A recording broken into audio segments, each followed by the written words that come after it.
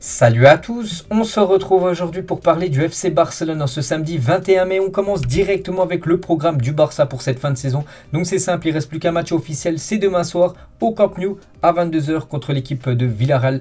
Donc un match voilà, sans enjeu, vu que le Barça est sûr de terminer à cette deuxième position, même s'il y a défaite. Bon, ce serait bien de terminer bien sûr cette saison avec une victoire surtout devant le public au Camp Nou. Donc mercredi c'est un match amical contre les meilleurs joueurs du championnat australien. Puis après ça sera les vacances, soit pour les joueurs du FC Barcelone, avant de reprendre l'entraînement, la pré-saison bien sûr, qui se déroulera du côté des États-Unis. Et deux affiches ont été fixées. L'Inter Miami contre le Barça, le match est prévu le 20 juillet prochain, 1 h 30 du matin, heure française, vu qu'il y a le décalage horaire. Donc c'est pour ça que ce match se joue aux États-Unis, c'est pour ça que ça se jouera la nuit. Et 1 h du matin, le 31 juillet prochain, contre les New York Red Bull. Donc c'est officiel les gars, ces deux affiches sont mis dans le programme du Barça. Bon après il y a quasiment 2 mois sans match, vu que ça sera bien sûr les vacances côté Blaugrana. Donc voilà les affiches New York et New York Red Bull et l'Inter Miami contre le Barça bien sûr. Voilà, lors de ces matchs de pré-saison. Et il y a aussi une autre affiche qui pourrait être ajoutée à celle-là. Donc peut-être le prochain match, peut-être un match important, vu que c'est un match toujours en début de saison, un match qui lance la saison. C'est le trophée Gamper, qui pourrait être mis le 6 août prochain. Donc là, le 31 juillet contre les New York Red Bull. Et le prochain match pourrait être cette rencontre. Donc l'AS Roma de José Mourinho devrait être invité à disputer le trophée Juan Gamper le 6 août prochain au Camp Nou. Les équipes féminines et masculines, les deux clubs s'affronteront. Donc voilà, après ce match contre les New York Red Bull, il pourra avoir ce match contre l'AS Roma, trophée Gamper. Et donc c'est le 6 août. Après je pense aux alentours du 10-15 août, à peu près je crois que ça doit être le 15 août, c'est la reprise de la Liga. Donc en gros voilà les matchs tout simplement du Barça concernant cette pré-saison. Mais avant de jouer et penser à la pré-saison, la saison prochaine, tout simplement, il y a bien sûr une saison à finir. Il reste encore un match. Donc Villarreal contre l'équipe du Barça. Lors du match aller, le Barça s'est imposé 3-1 du côté de Villarreal. C'était lors de la 15e journée, c'était exactement le 27 novembre dernier. Donc une belle victoire des Blaugrana. Donc Frenkie de Jong avait été buteur, Memphis Depay également buteur et Philippe Coutinho buteur sur penalty. Coutinho, première partie de saison, il était du côté du Barça, il avait inscrit un but à la 94e minute sur penalty. Donc ça a été une belle victoire lors du match. Allez, on peut voir les stats de la partie. Donc ce soir, enfin c'est plutôt demain soir, le match demain soir, c'est le match retour bien sûr, en espérant une victoire contre une belle équipe de Villarreal qui a quand même atteint les demi-finales cette saison de la Champions League. Et bien sûr le groupe, l'équipe s'entraîne toujours bien sûr pour préparer ces deux derniers matchs, avec le match mercredi. Donc hier à l'entraînement, donc on peut voir qu'il y avait beaucoup de sourires, beaucoup de rigolades tout simplement. Donc tout d'abord on peut voir le jeune Ansu Fati, Sergio Busquets était bien sûr à l'entraînement, Frenkie de Jong, Aubameyang, on peut voir aussi Araujo, ou même je sais pas, tiens, Adama Traoré qui pourrait peut-être jouer ces dernières minutes en compétition officielle avec l'équipe du Barça s'il joue demain soir, parce que vous savez qu'en fin de saison il devrait normalement retourner du côté de Wolverhampton, ou même Ousmane Dembélé. On en parlera tout à l'heure de Dembélé concernant son futur, c'est toujours très très indécis. Et on va parler du jeune Alex Garrido, c'est entraîné avec l'équipe première aujourd'hui. Xavi l'aime beaucoup, donc voilà ce joueur souvent qui joue avec l'équipe B ou même avec l'équipe junior. Donc il a joué avec le groupe pro. Bon après peut-être il pourra peut-être le faire jouer quelques minutes, pourquoi pas le faire jouer 2-3 minutes à la fin de la rencontre demain contre Villarreal, ça peut être possible. Et du coup voilà ce quasiment classement final, le Real Madrid hier a fait 0-0 contre l'équipe du Betis Séville. Donc voilà, le Real Betis, ils ont déjà fini leur saison, 38 matchs. Donc le Barça les gars, pourrait, s'il y a victoire, il pourrait revenir à 76 points. Donc en gros il y aurait 10 points de retard par rapport au Real Madrid. Bon, la fin de saison serait finie, mais bon, plus 10 quand même pour le Real Madrid par rapport au Barça. C'est très très rare, c'est que le Barça a quand même peiné malgré cette deuxième place, quand on pense qu'ils étaient 9e ou 9e et là ils finissent 2e, c'est pas mal, mais être à 10 points du Real Madrid en fin de saison, enfin c'est la victoire demain, c'est quand même une saison très délicate pour les Blaugrana, surtout qu'il n'y a eu aucun autre trophée dans les autres compétitions. On va parler toujours du Barça, mais cette fois-ci du Barça féminin qui joue ce soir un match ultra important. C'est une finale de Ligue des Champions. C'est ce soir le Barça contre l'équipe de Lyon. Donc coup d'envoi 19 h, 19 h heure française. Vous pourrez regarder ce match sur TMC. Voilà, pour ceux qui regarderont le match en France, sur TMC les gars, sur la chaîne 10 de la TNT. Le match sera diffusé en clair. Barça-Lyon, finale qui se déroule à Turin, dans le stade de la Juventus Turin. Et un autre Barça en une, journal Mondo Deportivo, bien sûr, avec 3 joueuses du Barça, dont Alexia Putellas, c'est la meilleure joueuse au monde, ou même la gloire vous attend bien sûr. Le Barça affronte Lyon aujourd'hui à 19 h en finale de la Ligue des Champions féminine. Elles ont remporté la saison dernière la Ligue des Champions. Elles aimeraient conserver conserver leur titre hein, contre cette équipe lyonnaise qui a déjà remporté, je crois, 4 ou 5 fois la Ligue des Champions. Un immense palmarès. Après, voilà, le Barça pour finir cette magnifique saison avec 30 matchs, 30 victoires lors des matchs, comment dire, en match en championnat. Voilà, ce serait bien de finir, bien sûr, avec une victoire en Champions League. Et quelques photos, bon, une photo voilà, de l'entraînement hier hein, du côté du stade de la Juventus Turin qui accueillera cette finale. Je pense regarder un peu certainement ce match hein, ce soir. Puis après, voilà, je regarderai le multiplex certainement de Ligue 1. Bref, on peut voir qu'il y aura pas mal de supporters voilà, du Barça. Voilà, qu'on fait le déplacement. Voilà, quelques photos que j'ai pu trouver hein, sur la page officielle du FC Barcelone. On revient 30 ans jour pour jour en arrière. C'était un jour très important pour l'histoire du Barça parce que Ronald Koeman marquait le but qui donnait la première Ligue des Champions de l'histoire au FC Barcelone. C'était en 1992 exactement. Et il y a 30 ans jour pour jour, voilà. Donc on fête bien sûr cet événement. Donc c'était Ronald Koeman hein, qui a inscrit l'unique but du match sur un magnifique coup franc contre la Sampdoria de Gênes. Le match se déroulait du côté de Londres, c'était du côté du stade mythique de Wembley. Donc voilà les gars, voilà ce coup franc, hein, c'est à peu près là où il a tiré. Combinaison avec les deux joueurs du Barça, que je ne sais pas qui c'est, j'arrive pas à voir qui c'est. Et Ronald Koeman, là, gars, grosse frappe, hein, elle est partie au fond des filets. Et bien sûr, ça a été la victoire du Barça et la première Ligue des Champions remportée du FC Barcelone en 92. Et depuis, hein, le Barça en a remporté 4 autres. Hein. Actuellement, le Barça a remporté 5 fois la Champions League. Il y a 30 ans aujourd'hui, l'un des plus grands moments de ma carrière, il a mis ça Ronald Koeman, hein, qui est une légende, bien sûr, en tant que joueur. N'oubliez pas que c'est quand même le défenseur, celui qui a inscrit le plus de buts dans l'histoire du football en étant défenseur. Hein. Donc, une légende hein, du côté du Barça. N'oubliez pas que c'était l'ancien entraîneur hein, du FC Barcelone avant que Xavi arrive en poste. Et voilà, Wembley 92, hein, le Barça est revenu bien sûr par rapport à ce premier trophée, un premier trophée de Ligue des Champions hein, pour le club, c'était il y a 30 ans avec cette équipe. Donc on peut voir Koeman hein, tout en haut, au milieu, on peut le reconnaître, c'est le seul blond. Et juste en dessous de lui, regardez qui c'est les gars, c'est le jeune Pep Guardiola. Guardiola était aussi titulaire lors de cette finale à Wembley. Après les autres joueurs, hein, je vois pas trop qui c'est, j'arrive pas trop à reconnaître, mais voilà, Guardiola et Koeman les gars maintenant sont coach. Hein. Donc Guardiola, on sait que maintenant c'est l'entraîneur de Manchester City. Voilà, Pep Guardiola était vainqueur voilà, de cette édition en 1992 du côté de Wembley.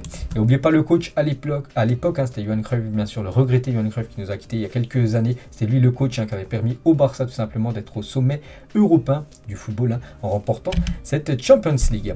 Il y a 3 ans, jour pour jour, Xavi disputait le dernier match de sa carrière. Hein, donc c'était le dernier match de la Liga il y a 3 ans, jour pour jour. Et Xavi, voilà, c'était son dernier match du côté du Barça, du côté du Camp Nou. On peut voir ce magnifique tifo qu'il y avait eu lors de ce jour-là. Hein, c'était il y a 3 ans, jour pour jour. Voilà, cette immense légende, bien sûr. Et maintenant, Xavi a passé ses diplômes hein, depuis 3 ans. Et maintenant, Xavi est le coach, tout simplement, de cette équipe Blaugrana. Et il y a 4 ans, donc une année avant, c'était Iniesta, les gars, qui avait annoncé son départ, voilà, ses adieux. Donc, lui, toujours footballeur en activité, Iniesta. Hein, il joue hein, du côté du club japonais de Vissel Kobe.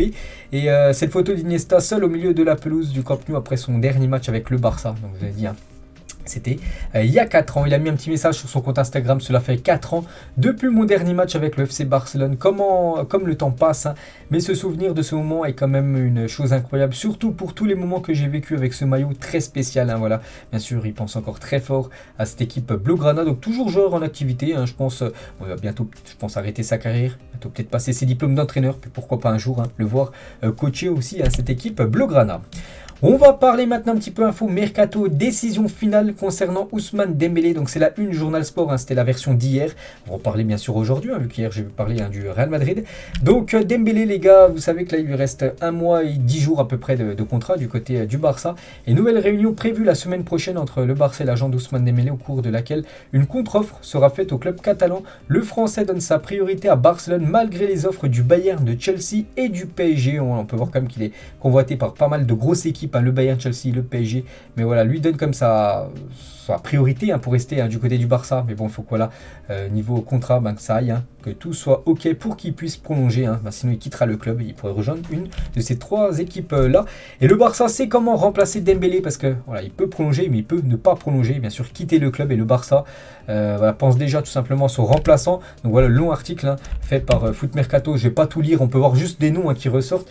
Comme Rafinha, les gars, ce n'est pas un secret. Rafinha hein, est dans les starting blocks pour rejoindre la Catalogne. Hein. Donc il y a lui aussi un autre nom cité, Gonzalo Guedes, hein, donc en marge d'une réunion avec Valence concernant Carlos Soler et José Luis Gaillard. Ron Laporta évoqué avec le club, voilà, que bien sûr Gonzalo Guedes hein, pouvait être aussi un joueur voilà, qui pourrait remplacer tout simplement Ousmane Dembélé ainsi venait à quitter le club. Et Deschamps, les gars, toujours avec Dembélé, mais rien à voir avec les transferts, mais juste pourquoi il n'a pas été convoqué avec le groupe France, hein. C'est une question de concurrence et d'utilisation dans un système. Il est habitué à jouer comme un milieu excentré offensif. L'utilisation dans notre système actuel comme piston, je sais que ce n'est pas son poste. Donc voilà pourquoi, en gros, il n'a pas été appelé avant-hier lors du prochain rassemblement de l'équipe de France, bien sûr, hein, et qu'il a été mis sur la touche, tout simplement. Comment dire, Ousmane Dembélé.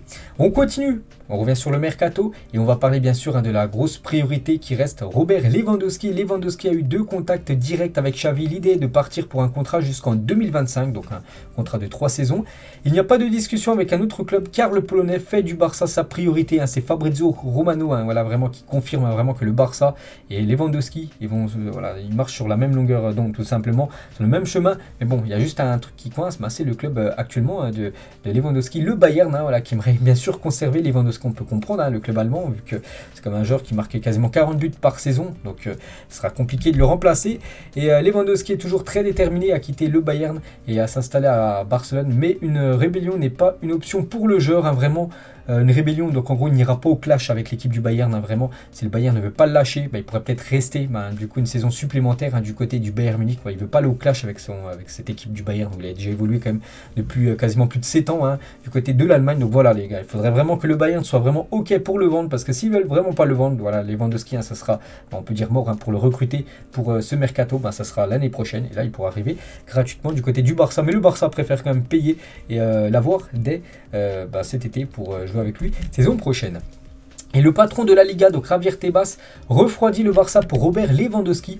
Donc quelques déclarations. Aujourd'hui, je ne vois pas Lewandowski à Barcelone. Il a également dit, hein, quand vous avez 500 millions de pertes, vous devez rembourser pour pouvoir recruter des joueurs. Il reste 1 an de contrat à Lewandowski. Le Bayern voudra récupérer quelque chose et le joueur aussi. Il a également dit, vendre Frenkie de Jong, peut-être, mais cela dépend de combien vous vendez le joueur, hein. Donc voilà ce que dit en gros Javier Tebas par rapport au FC Barcelone qui a de grosses pertes, hein, voilà, 500 millions de pertes. Et pour Javier Tebas, le président de la Liga, c'est trop compliqué tout simplement pour le Barça de recruter Lewandowski, mais bien sûr, hein, ça peut se faire, il n'y a aucun souci. Naples demande 30 millions d'euros pour Koulibaly, mais pourrait accepter d'inclure Pjanic dans le deal. Les gars, Pjanic, ce joueur du Barça prêté à l'équipe du Beşiktaş, mais Naples, les gars, aimerait avoir Pjanic, donc il pourra avoir peut-être un échange, plus le Barça devrait quand même rajouter quand même de l'argent au bout. Et Aurelio De Laurentiis, c'est tout simplement le président de Naples, il a dit Barcelone n'a pas l'argent pour faire venir Koulibaly, le Napoli ne veut pas le vendre. Naples veut environ 30 à 40 millions d'euros pour Koulibaly, et toujours avec Aurelio De Laurentiis, Koulibaly est un symbole de Naples, mais je ne peux pas le forcer à rester. S'il ne veut pas plus être notre symbole, il doit le décider. Nous voulons qu'il reste, mais je ne peux pas le forcer. Donc d'après des infos, le joueur quand même veut quitter, hein, l'équipe de Naples. Après, Aurelio De Laurentiis dit bien sûr, lui, qu'il n'aimerait pas vendre Koulibaly, ce qui est plutôt logique. Mais bon, ça aussi, ça pourrait se faire, les gars, Koulibaly, du côté du FC Barcelone, malgré les propos du président de Naples, qui aimerait bien sûr retenir son joueur. On va parler de Rafinha, aussi un joueur pisté par l'équipe du Barça. Si Leeds est relégué, Rafinha ne coûterait plus que 25 millions d'euros contre 50 millions d'euros en cas de maintien. Donc Leeds joue son maintien demain. Donc actuellement, ils sont premiers relégables. Il y a Burnley qui sont au même niveau 2 que Leeds. Donc les deux équipes sont à 35 points, mais Leeds, donc l'équipe de Rafinha, moins 20 par rapport à Burnley, par rapport au goal average. Donc si Burnley fait un meilleur résultat lors du dernier match que Leeds, donc Burnley sera maintenu et du coup Leeds descendra, et du coup ça peut faire les affaires du Barça, parce que le Barça débourserait seulement 25 millions d'euros contre 50 bien sûr, si Leeds restait en première ligue. Il y a aussi Manchester United, il faut faire attention, parce qu'il n'y a pas que le Barça, il y a aussi Manchester United qui fait partie des clubs qui suivent la situation du joueur brésilien. Arsenal, Newcastle et Everton veulent recruter Memphis Depay cet été. Donc voilà les gars, s'il y a Lewandowski qui arrive, ça sent le départ de Depay. On peut voir voilà peut-être son futur qui pourrait être en Angleterre.